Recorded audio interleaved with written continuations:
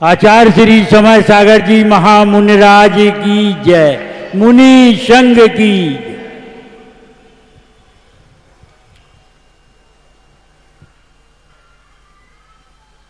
जबलपुर के लिए गुरुदेव का भरपूर आशीर्वाद मिला है।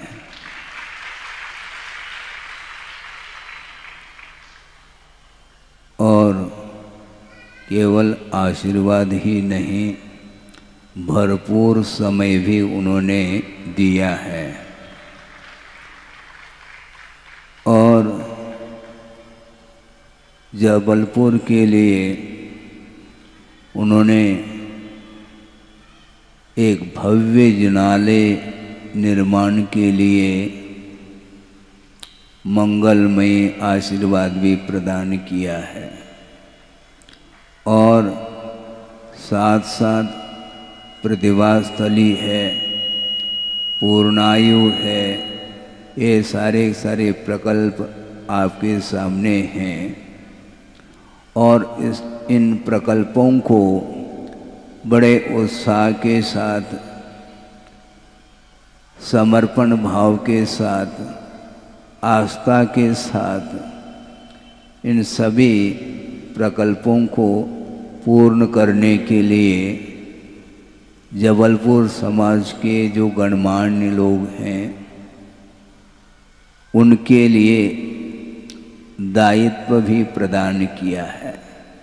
उनके कंधों पर वह भार आया है, किंतु उस भार का वहन करने की क्षमता भी गुरुदेव के आशीर्वाद के माध्यम से प्राप्त हुआ है। श्रेयांसी बहूनि विघ्नानि, इस प्रकार एक उक्ति आती है। अच्छे कार्यों में विघ्न भी उपस्थित हो सकते हैं, किंतु वो सारे विघ्न क्षण भर के लिए आ सकते हैं, किंतु जब तीव्र पुण्य का उदय आता है, उन विघ्नों को दूर करने के लिए भी ऐसे ही व्यक्तित्व भी उपस्थित हो जाते हैं। अभी आपके सामने जो सुप्रीम कोर्ट के वरिष्ठ अधिवक्ता के रूप में मंच पर उनका आना हुआ, और आप लोगों ने उनके लिए भविष्य में जो भी कार्य आप लोगों को करना है, उसके लिए पूर्णतः सहयोग उनके द्वारा प्राप्त होगा, ऐसा भाव व्यक्त किया है। ये जितने भी विघ्नादिक आते हैं वह तात्कालिक आते हैं, और पूर्व में जो भी अज्ञान दशा में पाप का अर्जन किया है, उसके उदय के फलस्वरूप आते हैं। किंतु उन पाप कर्मों को भी झेलते हुए हमें आगे बढ़ना है, क्योंकि धर्म के शरण में जो भी व्यक्ति आता है, उसके लिए सभी लोग सहयोग देते हैं। यहाँ तक कि स्वर्गीय जो इंद्रादिक हैं, वे भी इसमें शामिल होते हैं, ये ध्यान रखें। पंच कल्याणक आदिक महोत्सव जो आप लोग आयोजना के रूप में सामने लाते हैं, उस समय भी बहुत कुछ विघ्न उपस्थित होने की संभावनाएं रहती हैं, और सारे विघ्न पल भर में ही समाप्त हो जाते हैं, क्योंकि प्रभु की आराधना करने के लिए भव्य जीव उपस्थित हो जाते हैं। तो सारे वो विघ्न टल जाते हैं, और ऐसा एक वातावरण, एक सुखद वातावरण निर्मित हो जाता है। इसलिए हमें ज़्यादा चिंता करने की आवश्यकता नहीं, बल्कि गुरुदेव का कहना है कि चिंता न करो, चिंतन करो तो ज़्यादा अच्छा है। क्योंकि चिंतन करते हैं, तत्व का चिंतन करते हैं, स्वरूप का अथवा स्वभाव का चिंतन करते हैं, तो सारे बाधाएं टल जाती हैं और सभी प्रकार से अनुकूलताएं प्राप्त हो जाती हैं। आप लोगों को सोचना चाहिए, मैं बार बार विचार करता हूँ, बड़ा विस्मय लगता है। मैं आश्चर्य का अनुभव इसलिए करता हूँ कि गुरुदेव एकाकी होकर के निकले, उनके साथ कोई भी व्यक्ति नहीं रहा,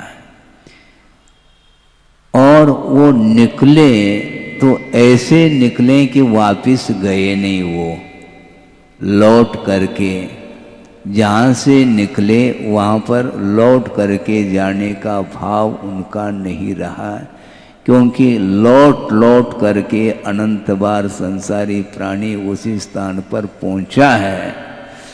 और संसार से जिसने मुख मोड़ लिया है और पुनः लौटने का भाव आ कैसा सकता है। तो एकाकी हो करके वो निकल पड़े आत्म कल्याण के उद्देश्य को लेकर के, और हमें ऐसा अनुभव होता है, एक स्वप्न सा अनुभव होता है कि इस प्रकार का विशाल जो जनसमूह है उनको प्रकाशित करने की क्षमता उनके अंदर कैसे आई होगी।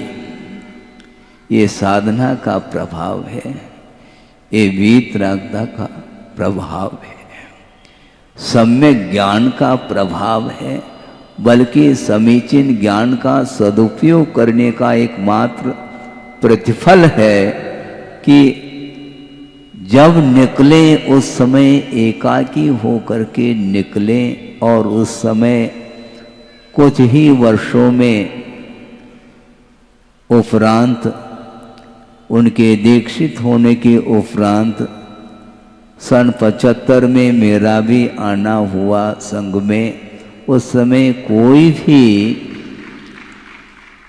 गुरुदेव के अलावा 2-4 ब्रह्मचारी लोग थे, उसमें मैं भी शामिल हुआ था, और वो निरंतर अध्ययनरत रहते हैं, साधना में लीन रहते हैं।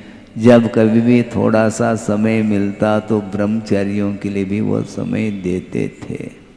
और इस प्रकार का भी दृश्य हमें देखने को कई बार मिला, क्योंकि छोटा संघ था और निरंतर वह ध्यान और अध्ययन और साधना में ही उनका सारा का सारा समय व्यतीत होता था।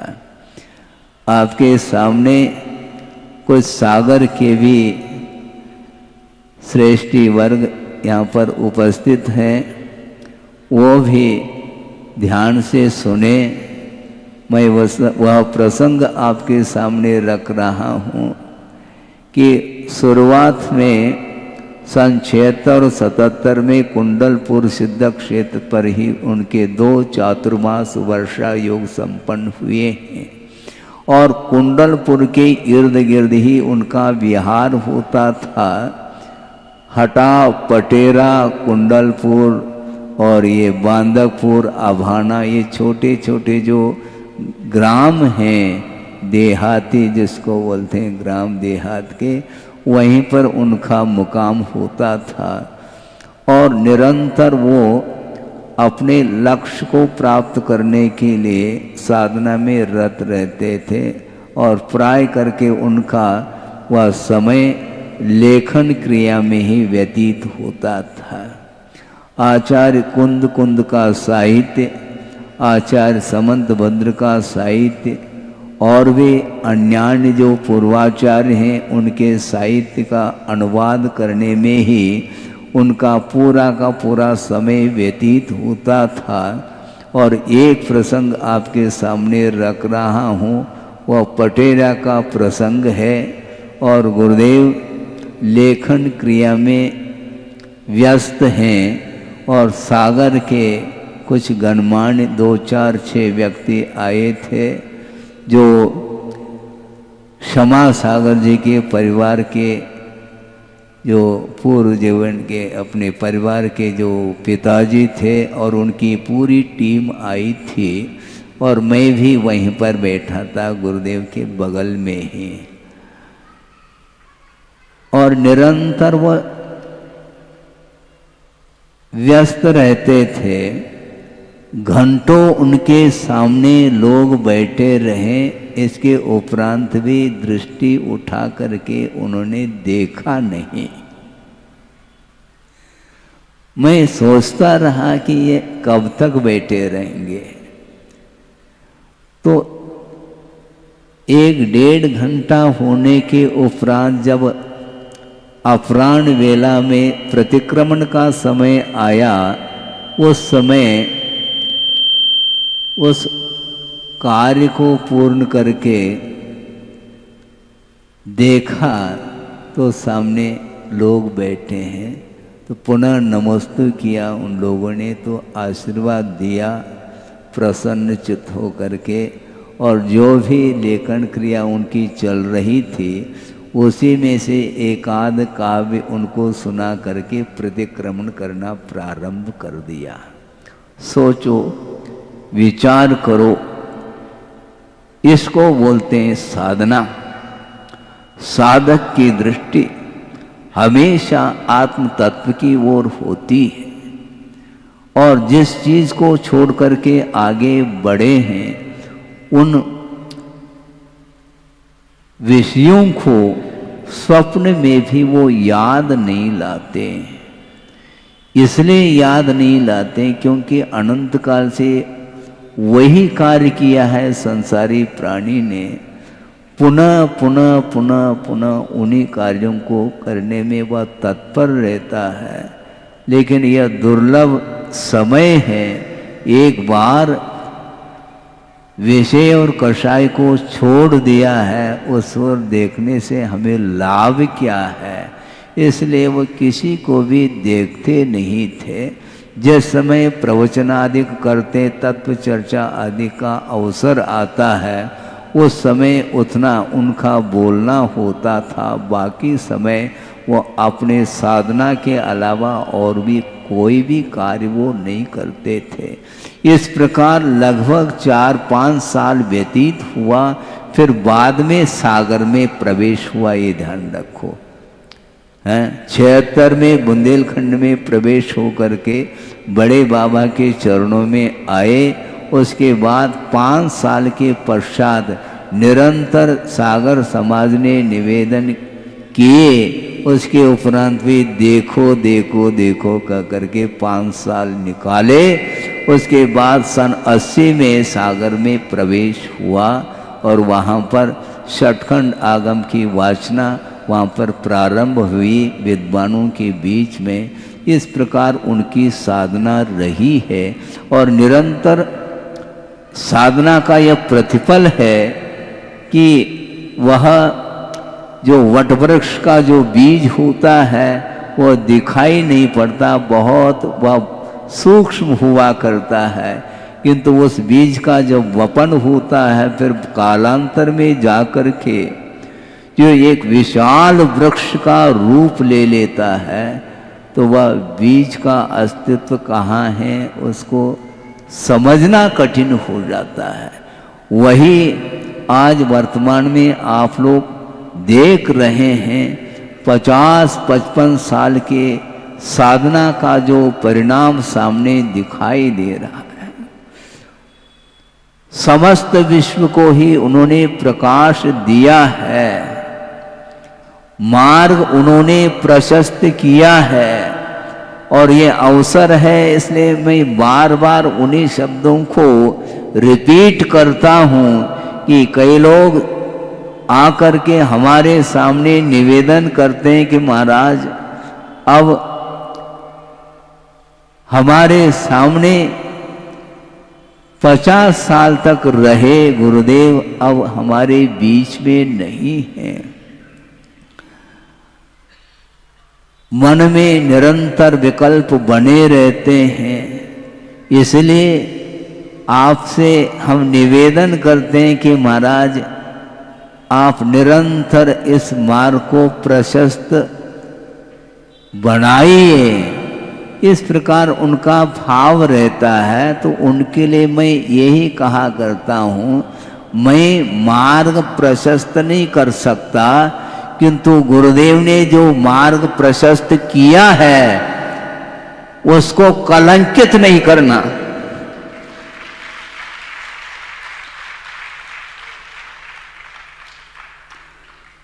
हम कहाँ मार्ग प्रशस्त कर सकते हैं?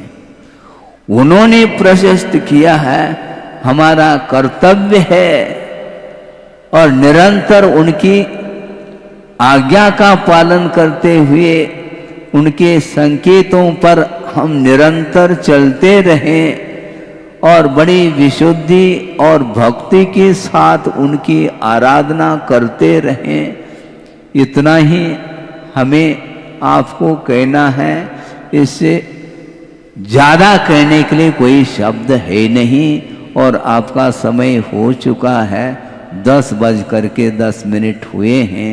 पूर्व भूमिका के रूप में यहाँ पर जो आपके सामने जो विचार रखे हैं, कमेटी वगैरह जबलपुर की पूरी कमेटी बैठी है और उन्होंने मध्याह्न में जो कार्यक्रम रखा है उसको लेकर के भूमिका के रूप में आपके सामने भाव व्यक्त उन्होंने किए हैं और हमने भी संक्षेप रूप से गुरुदेव को याद किया है। यदि मध्याह्न में ज़्यादा समय मिलेगा तो ज़्यादा समय तक गुणानुवाद करने का हमें अवसर मिलेगा। गुरु की विशेषता के बारे में शब्दों के माध्यम से कुछ कहना बहुत कठिन होता है। प्रभु और गुरु की गरिमा के बारे में कुछ कहना इसलिए कठिन होता है जब अनंत गुणों से संपन्न होते हैं प्रभु, और प्रभु की आराधना करने वाले जो गुरु होते हैं वे भी अनंत गुणों को प्राप्त करने की क्षमता रखते हैं। ऐसे गुरु के गुणों के विषय में कथन करने के लिए अपने पास समय कहाँ मिला। पूरा समय तो आप लोगों ने ले लिया है। अब मध्याह्न में थोड़ा ज़्यादा समय मिल जाए तो वह गुरु की विशेषता के बारे में कुछ विचार रखे जा सकते हैं। इतना ही पर्याप्त है। आगे का जो भी विधिवत कार्यक्रम होगा वह आपके सामने है। इतना ही पर्याप्त समझता हूँ। अहिंसा परमो धर्म की जय। बोधि समाधि परिणाम शुद्धि स्वात्मोपलब्धि शिव सौख सिद्धि चिंतामणिम चिंतित वस्तुदाने त्वां वंदमानस्य ममास्तुते। परम पूजाचार्य गुरुवर श्री विद्यासागर जी मुनि महाराज की जय।